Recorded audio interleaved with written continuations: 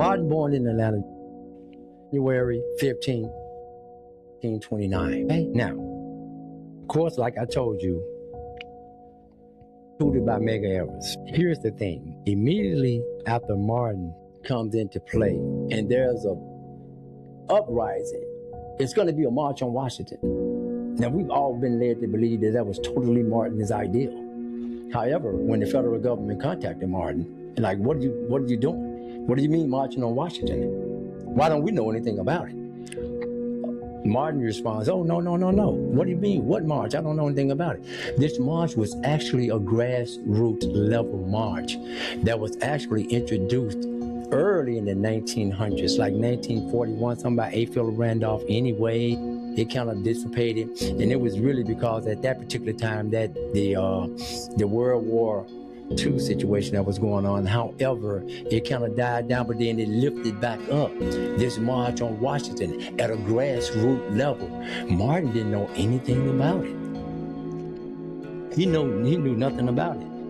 However, Malcolm had already pre-warned us that they were never over this. This was a grassroots thing, so the people in high places, they had to find someone to place over this particular protest or this march on Washington so it can stay organized. We cannot have a group of people come to the Capitol and not be, we'll say, managed. How about that? Because if it's just a grassroots level and there's people from everywhere just meet, we don't know how this thing could turn out. So Martin and 5 other guys, A. Philip Randolph, Wendy M. Young Jr., he was over the Urban League, James Farmer, Roy Wilkins with the NAACP, and John Lewis. These 6 guys was, now from the way I have read, I'm still going to say allegedly, was welcome to the Capitol by JFK. Now I'm going to tell you something. This is the weird part. Like I said, we can't make this stuff up. Right? Malcolm is pretty much out of here, right? So we got these guys. JFK called Martin and the other 5 guys I just named to the White House, appointed them over the March on Washington. 10 days after Medgar Evers passing, or I'll say being unalived, because that's really what happened. He didn't pass after he was unalived.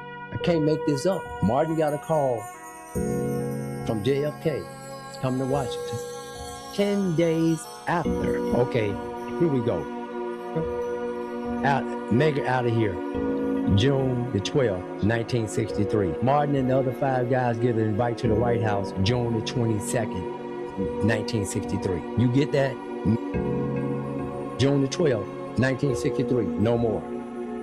Invite to the White House June the 22nd, 1963. 10 days after Medgar. Martin and the 5 guys get appointed to be over the March on Washington. So now it's in order. And even his speech that Martin gave, they say he's the author of the speech, but really the editor of the speech was a Jewish guy. I hate to break the news, but anyway, you would want to say that was all Martin, just Martin alone, off his passion for his people. But Martin realized something after he got further into the movement. He realized that what he was asking for wasn't exactly what he thought he was going to get. And after he saw what he was getting, he felt like he had led his people, in his own words, into a burning house. Fighting for integration and wanting to be one with the people that's running this nation now, wanting to eat at the same restaurants, go to the same school, live in the same neighborhood, and all of that. He realized that it has changed my people.